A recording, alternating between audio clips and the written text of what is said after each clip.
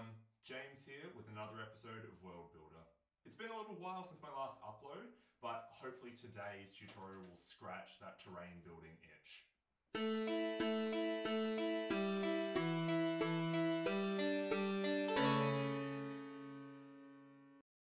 Okay, so in today's tutorial, we're going to be looking at making modular cave segments.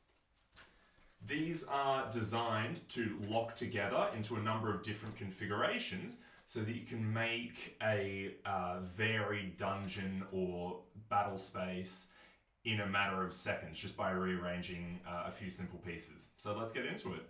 Our first step here is going to be cutting out the baseboard for our cave section. I'm using a 6" by 6" square so that the pieces are all of one consistent size and tile together well. But obviously the size is up to you depending on your needs.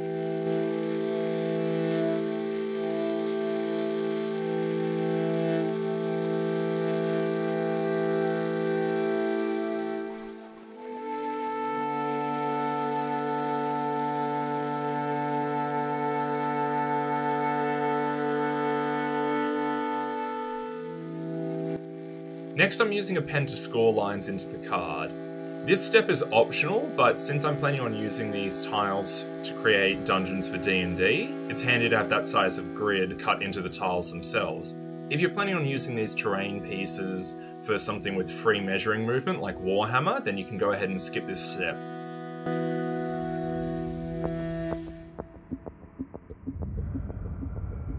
To give this a little bit of extra detail, I'm using a rolled up aluminium foil ball. This helps give the foam board a really nice rocky texture, and you can be as gentle or as hard as you want with this to give it different layers of detail.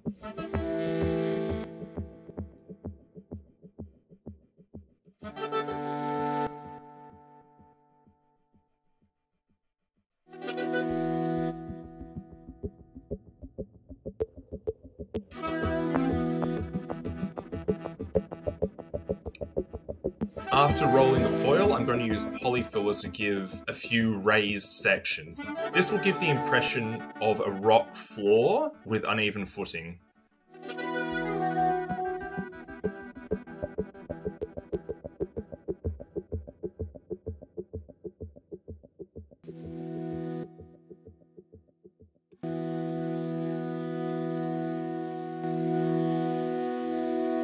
Before the polyfiller sets, I'm using a ruler to score those grid lines back into the wet plaster.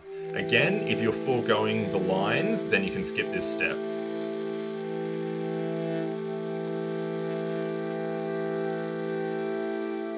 Now for the walls of the cavern. I constructed these out of styrofoam so that I could have something that was nice and thick without being too dense and heavy. PVA glue is fine for holding this together since the styrofoam isn't very heavy, but you can use the hot glue gun as well. Once that's been given ample time to set, I'm going to use a crafting knife to cut through the styrofoam and create nice diagonal ridged sections.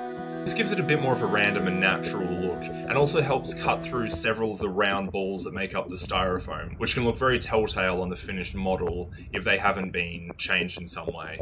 Now we're going to hot glue those walls to the model. I'm building a straight stretch of open-ended corridor here, but if you're designing a tile for a different section, say a dead end, then you'll need to build more walls and measure them to fit.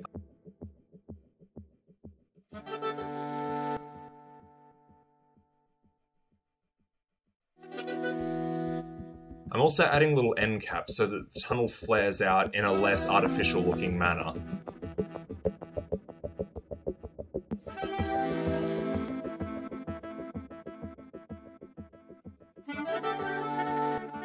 Once those have been hot glued into place, I'm using another round of polyfiller to cover over the gaps in the styrofoam. This isn't totally necessary since the outside of the model isn't the important part. It helps give it a finished and consistent look and separates the internal play space area from the behind the scenes, if you will.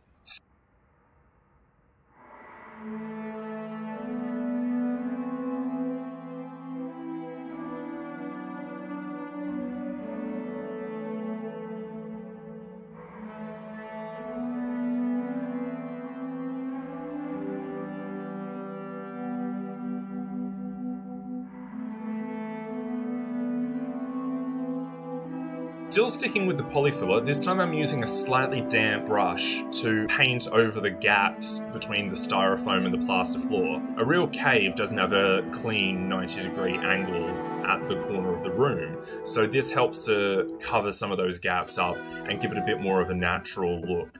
I'm also using more polyfiller to create some angled raised segments just like we did on the floor.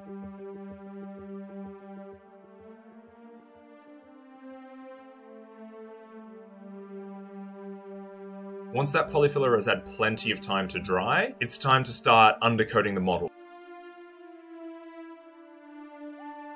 I'm using black to give it a solid foundation.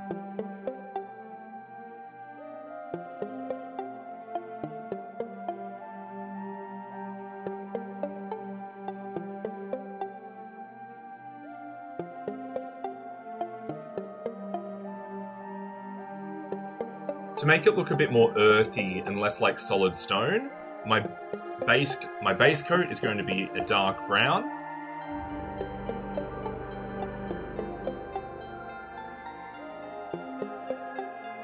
Once that's dried, we're going to start adding increasing amounts of white and doing several passes of dry brushing.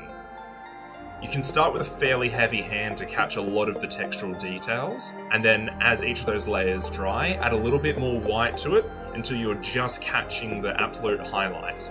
If you feel like you've gone too far in one direction, you can always add a black wash to the deeper parts of the model, and that'll sink in nicely and show up some of those shadows again. Alright, now it's time to go on to detailing.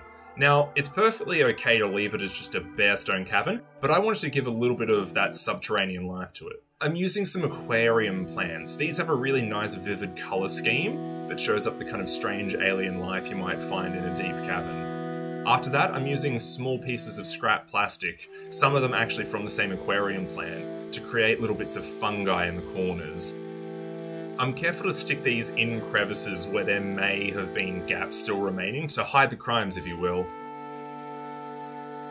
Now I'm using some foam board to create that nice vertical fungi, and making sure to stick it up high on the wall where it's not going to interfere with minis on the ground. The last step of detailing is going to be adding a little bit of mossy growth. Here I'm using little pits and hollows in the rock where water would naturally pool, and sticking some of that fake moss from Spotlight. I'm using a green and brown wash to create the impression of water that's flowed down over that patch. You can be as liberal with this as you want. It's a great way to add a bit of colour to an otherwise drab section of corridor.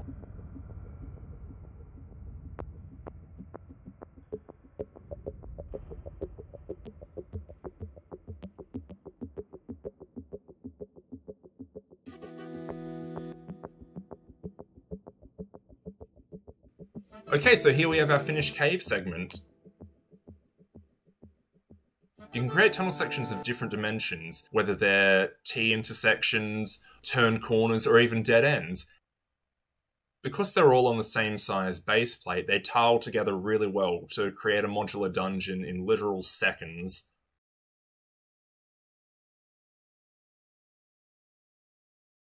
Okay, so I hope you've all enjoyed today's tutorial.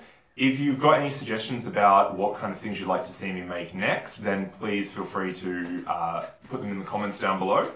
And remember to subscribe to the channel if you haven't already to keep updated about when the next upload comes. Hopefully it's a little sooner this time. So hopefully you found everything you need here to make your own modular cave sections. Next time we're going to be making some little creepy crawlies to dwell in those caves.